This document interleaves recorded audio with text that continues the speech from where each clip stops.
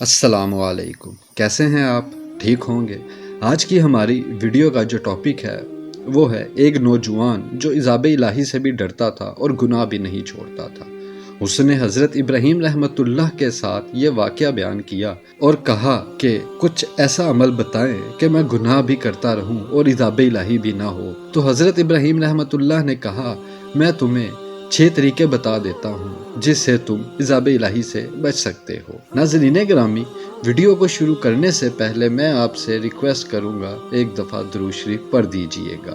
ایک شخص حضرت ابراہیم بن ادم رحمت اللہ کے پاس آیا۔ نوجوان تھا، کہتا ہے حضرت گناہ کا مرتکب ہوتا ہوں، چھوڑا بھی نہیں جا سکتا، ڈر بھی لگتا ہے کہ عذاب ہوگا، تو کوئی طریقہ بتا دے کہ عذاب سے بچ جاؤں اور گناہ بھی کرتا رہوں۔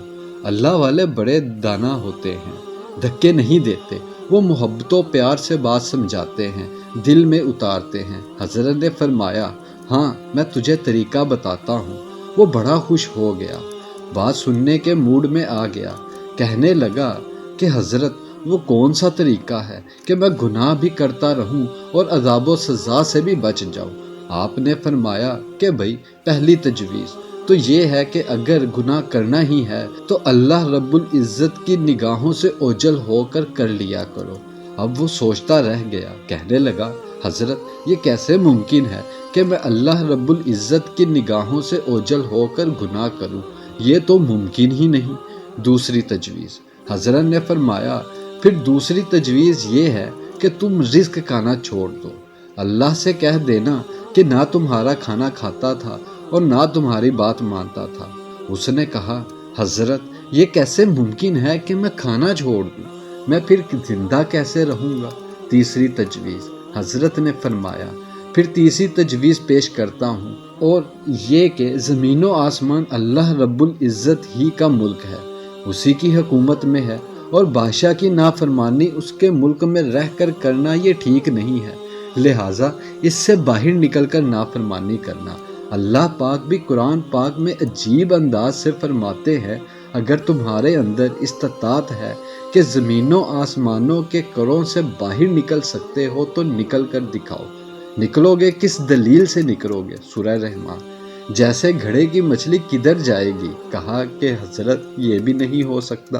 چوتھی تجویز، فرمانے لگے، اچھا پھر ایک طریقہ اور بتاتا ہوں، وہ یہ کہ جب ملک الموت آئیں روح قبض کرنے کے لیے تو انہیں کہہ دینا کہ تھوڑا انتظار کر لو تاکہ میں توبہ کر لوں۔ اس نے کہا، حضرت وہاں تو انتظار کا تصور ہی نہیں، جب موت آتی ہے تو نہ ایک لمحہ آگے ہوتی ہے اور نہ پیچھے۔ پانچویں تجویز، فرمایا، ایک طریقہ اور بتاتا ہوں، وہ یہ کہ جب قبر میں تم کو دفن کر دیا جائے اور اس وقت منکر نکیر آئیں تم سے سوال پوچھنے کے لیے تو تم کہہ دینا کہ بغیر اجازت کیوں آئے ہو؟ اس نے کہا، حضرت میں ان کو کیسے منع کر سکتا ہوں؟ چھٹی تجویز، فرمانے لگے، اچھا بھائی ایک اور طریقہ بتاتا ہوں، وہ یہ کہ جب قیامت کے دن تمہارے برے عملوں کو کھولا جائے گا اور پروردگار عالم فرشتوں کو حکم دیں گے کہ اس کو گھسیٹ کر تم جہنم میں ڈال دو،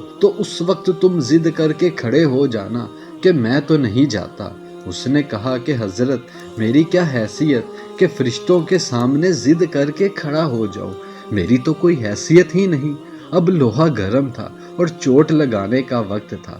حضرت نے فرمایا کہ اے بھائی، جب تیری حیثیت ہی کوئی نہیں تو اتنے بڑے پروردگار کی نافرمانی کیوں کرتا ہے؟